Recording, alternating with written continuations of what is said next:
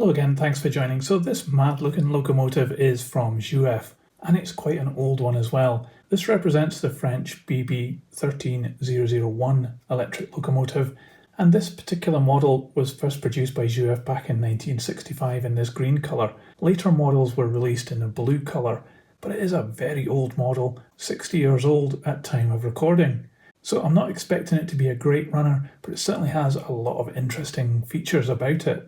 This particular locomotive in real life was built around 1954 as part of an experimental program in the 50s by SNCF to determine the most effective traction system for the 25 kilovolt AC lines. There were 4 types developed, but this particular class, the 13001 and onwards, was direct AC motors, and they proved to be less reliable and harder to control than the DC versions or rectifier AC solutions, so it didn't have a long operating life really, and it was mostly hauling freight. But it does have a distinctive design, and it's represented here in this model, which just looks absolutely bonkers. So let's have a closer look at it. So considering its age, this actually looks really quite nice. It's got a lot of detail on it and it represents the real model really well. I even like things like the vents here you can see right the way through. I think you can just catch that on the video. That's a really cool part of the model. At the front we've got this yellow part here with the SNCF logo and the number as an extra piece that's been added on. And this yellow part has been masked off, not too bad. It looks as though we've got lighting as well here. And we've got a red section on the buffer beam in the middle, along with these very bright cream buffers, which are extra parts which have just been pushed through the chassis. You can see on the inside there. Looking down the side of the locomotive, it does have some really nice grills and effects on it. This particular model is really grubby, but it just actually adds to the character of this model, and it makes it look all the more realistic. The number here is starting to wear away a little bit, but it's pretty clear overall, and you can see the SNCF at this end of the locomotive. We do have some holes going through here, I think that's to hold the model together, and we don't have flush fit glazing, it's just clear. There's no interior either, it looks as though it's just got a metal weight inside there. The roof is a separate piece in black plastic. It looks as though it's screwed in underneath the pantograph there. The pantographs are made out of metal and they work pretty well as well, and the skids look pretty cool too. I don't think this has got overhead pickup on this model, so these are probably just dummy, and they are a little bit crude, but they do still work pretty well. It looks as though this model should have some little electrical gear in the middle, and those little things have fallen out of this one. I did get this second hand, obviously it's actually older than I am. So looking underneath, it's the usual Jouef setup. We've got drive to this wheel, it's all plastic gearing, got traction tyres on all 4 wheels, and the pickup happens on this bogie here. Now Jouef pickup is usually pretty bad, so don't hold out much hope that this is going to run good. And we have some screws in the middle to hold the whole model together, and this piece here as well, which actually has a lot of nice relief on it as well. So overall this is a locomotive with a ton of character. It really looks quite cool, and it's not the heaviest in the world. But let's put this onto the test track and let's see if it runs. I'm not holding out much hope, but we'll see. So as is always the case, this is Hornby 3rd radius track, and I'm using my H&M controller to give it some power. So let's give it some and see what happens.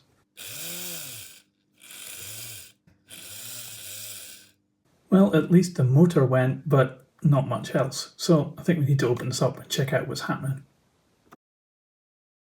So that's not so good. I just unscrewed these and the bottom came out, and so did the motor.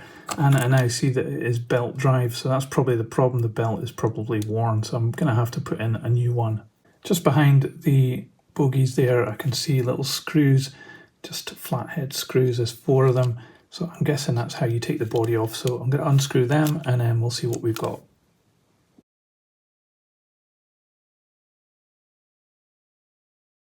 So yeah, it is a belt drive and it's not looking too good. I don't think it's been used for some time because it's gone to this oval shape.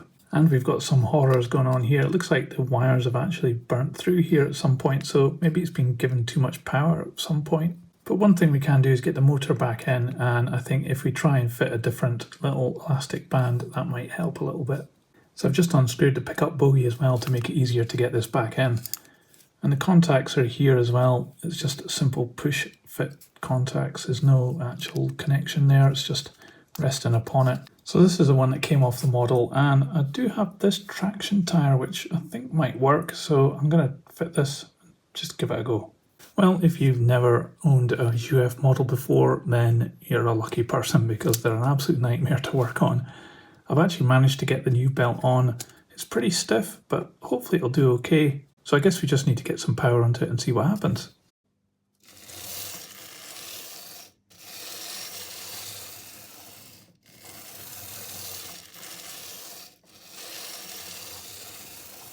Well, as always the case with old Jouef models, it's always the pickups that are the problem. The motor's running fine, the drive shaft and the gearing works fine as well, but it's just always the pickup bogie that's the problem.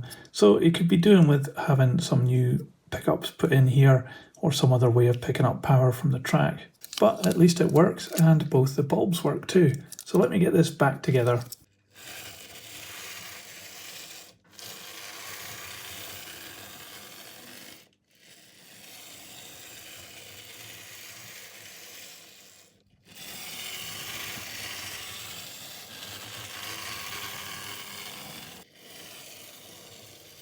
Well, it's a bit temperamental, just like the real one, but we've actually managed to get it going, and it actually runs not too bad at all. So I think that's a win for this one. Anyway, let's put it on the scales and we'll see how much it weighs. So this model weighs 216 grams.